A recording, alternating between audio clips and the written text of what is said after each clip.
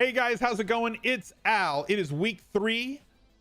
NFL DFS is here, but every single Thursday during the football season, I'm coming out with my 5 picks video, and we're going to do my survivor pick for the week as well. So for those of you who have joined the eliminator team that we have, I am 2-0 in that eliminator. I have not picked the loser yet. I did waste the Patriots in week 2, which some people might think is a donkey move. I believe you just have to survive in advance when you know you can. Yes, the Patriots are a dominant team. Yes, a lot of people were smart to try to save them for later in the season, but I would rather not take that risk. You can't win the game if you're not in the game. So you can't win the game in week 2, but you can certainly lose it in week 2. So for me, I believe that getting that winner in when you can get that winner in is more important than holding a team for down the road that you may not get to use. Yeah, you've got them in your hip pocket, but you're watching on the sidelines. So for me, that's the way that I've always played Eliminator. That's the way I've always played Survivor.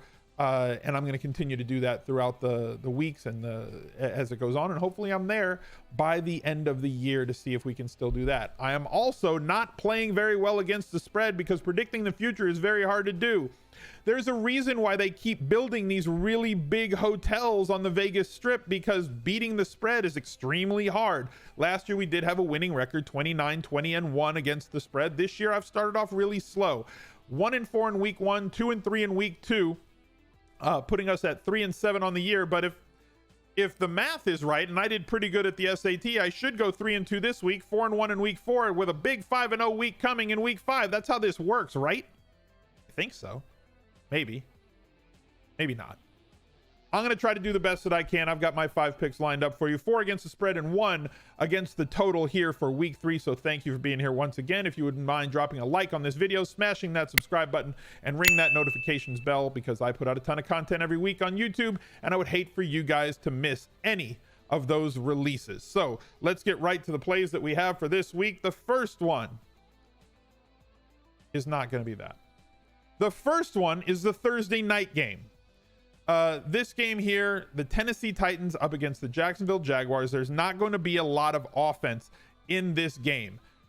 I think that the Jaguars are dealing with, I mean, it's not I think they are. They're obviously dealing with a little bit of conflict on this team. You never want to see conflict when it comes to the coaches and the players. You don't want locker room revolts. You don't want player revolts against the coaches. You don't want a situation like they have right now with Jalen Ramsey, who's still on this team and expects to play on Thursday night. You got guys like Miles Jack coming out and say, we don't want him to go anywhere. We want him to stay. You have the front office saying that we expect him to be on probably another team by week 4, but they're going to play him in tonight's game. You know what? I really like the Titans in this spot, -3. I'm going to take the Titans on the road and lay the points in the hopes that that kind of stuff bubbling under the surface for Jacksonville does not get to a point where they can collectively come together and win this game. Titans defense, very stout. So is the Jacksonville defense. I'm going to go with Marcus Mariota, who's been playing much better up against this Jacksonville defense, because I think that he can play better against the Jacksonville D than Minshew, who has played quite well so far, is going to play against this Titans defense. So give me the Titans.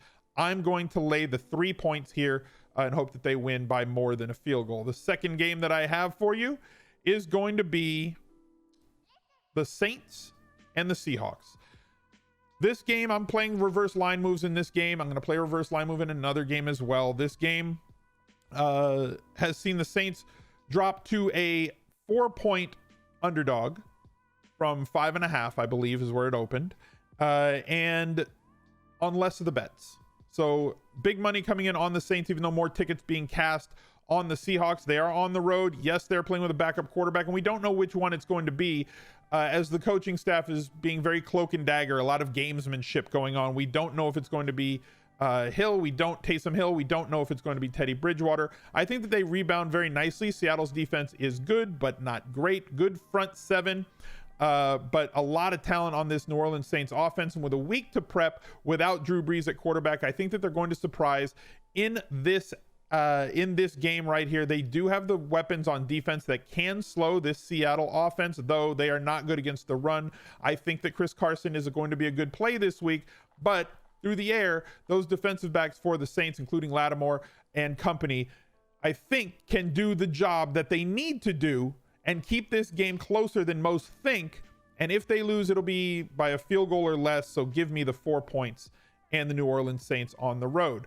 The next game, the Steelers with their young quarterback Mason Rudolph going to San Francisco. This game has crossed through a very important threshold, going from 7.5 at open to 6.5 now. Give me the 6.5 points with the Steelers. And again, a game that's moved through a very important threshold and on less of the bets. A lot of people, or the line is set to me based on the fact that Big Ben is not there. Obviously, quarterbacks are going to move the line more so than any other position that is in or out. We saw that with Ezekiel Elliott coming back in week 1 and that line not moving for the Cowboys.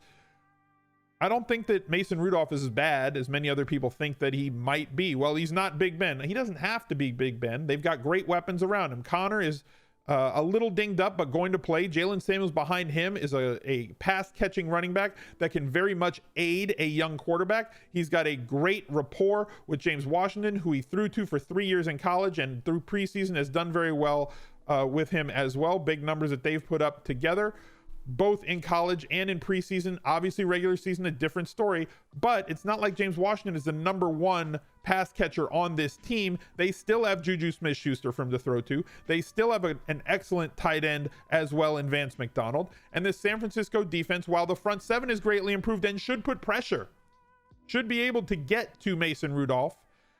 6.5 points seems like just too much, and I do like the fact that it's crossed that important 7-point threshold.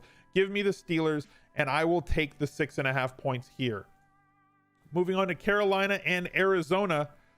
Arizona's a home dog plus 2.5 here. I'm going to take Arizona. Give me the Cardinals. The Panthers playing with their first young quarterback, his first game, as I'm expecting. We have no news on this yet. I am personally expecting Kyle Allen to start this game. Cam Newton, it makes too much sense to rest him. He means more to them playing when it comes to the playoffs. He does not look good right now. He does not look mobile right now. Why not give him a few weeks off and head into your bye week? See if you can survive in advance with Kyle Allen as much as humanly possible. Keep your head above water and then be able to play down the stretch with Cam Newton. It's not like Kyle Allen can't throw it. He does have great weapons in DJ Moore. He does have great weapons in CMC and Curtis Samuel. And Arizona, not really a great defense. It's one that we're going to stream against in terms of fantasy all year long, but it's not like the Panthers have stopped anybody so far either. The Cardinals have played 2 really, really tough opponents, and their touchdown expectancy, based on the volume that they've had inside the red zone and inside the 10-yard line, should be twice as high as it is now. I did a podcast this morning with Mike Clay from ESPN. He went on and on about how Kyler Murray has 2 touchdown passes, but expects, based on volume and outlook and everything else that they've had, should have about 4 to 5 touchdown passes so far. I think the Cardinals get into the end zone against Carolina this week. Early, I think they get into the end zone often. This is the first matchup. They've played Detroit and they have played Baltimore, 2 of the toughest, slowest matchups that you're going to see. Very stout defenses that are designed to stop exactly what Arizona brings to the table. Carolina is not prepared to deal with that. I would not be surprised if the Cardinals win this game on the field and definitely cover that 2.5 point spread. So I will take the home dog in this one and get the 2.5 points with them. As for the final game that I like on this slate, Detroit going to Philadelphia. Philadelphia playing without a lot of their wide receivers, but they have capable backups, and Zach Ertz and Aguilar are both professionals, and Wentz is going to be an MVP candidate any season that he stays healthy for the entirety of the season. The Lions playing very good football right now. They have what should be the ability to attack the weakness in this Eagles defense, the Eagles being a reverse funnel, meaning that they have a great front 7, their defensive line and their linebacking core very, very good. Hawkinson, a very good tight end who should put pressure on the linebackers, but Kenny Golladay and Marvin Jones Jr. are extremely good on the outside, and that's where you want to attack this Eagles defense. Conversely, Zach Ertz is a machine, should be able to move the ball. Wentz, very capable quarterback. Their cadre of running backs for the Eagles have game-breaking ability, though we haven't seen it yet with Miles Sanders and Sproles, and Jordan Howard is solid if unspectacular. I think that there's going to be more points in this game than most people think. The over-under sitting at 46. I think this game has the possibility to shoot out based on the flaws in both defenses. And the fact that the Lions have not been able to establish the run the way that they want to establish the run thus far, which makes this a situation where 46 points seems too low. I'm going to take the over in this game and hope for a whole lot of offense and probably have a few game stacks of it as well. Now let's move on to my survivor pick. As far as this eliminator challenge goes, I'm 2-0 so far. We have 3 weeks. And we've got a pretty good sized group here with some of the people that are in my Discord. The Twitch subscribers that we have joined this eliminator challenge. 1% each on both the Titans and the Jaguars. 2% so far on the Falcons. 3% on the Bills. If you have the Patriots, you might as well use them this week. If you have the Cowboys, I think you should probably use them too. As I said, I think this this Broncos Packers game is probably a little bit closer than most think. And I don't know that you need to go any other route. For me, give me the Dallas Cowboys at home against Miami. Now, if this was an anti-survivor and you had to pick a loser every week, you probably would have already used the Dolphins and you can't pick them again. But this is a survivor pool. And I can pick on the Dolphins every single week, especially weeks that they're playing on the road. So that to me looks like 8 free wins and probably at least another 6 or 7 in games that they're at home. Maybe they sneak out a win from somebody this year. Maybe they go 0-16. But as long as I've got the Dolphins to stream against, I'm going to take them. So give me Dallas. That's the route that I want to go in Survivor this week. And those are my 5 picks. Thank you guys for being here once again. Drop a like on this video, subscribe to the channel, and let me know who your survivor pick is. If it's not going to be Dallas, in the comments down below, or if you think that one of my picks wasn't good enough and there was a pick that you'd rather see, let me know who your favorite pick against the spread or against the total is in the comments down below. Other than that, I'll see you tomorrow for the Lineup Builder Show. Hopefully you guys join us on twitch.tv. Links for all my socials down below in the description, and I will catch you next time. Bye.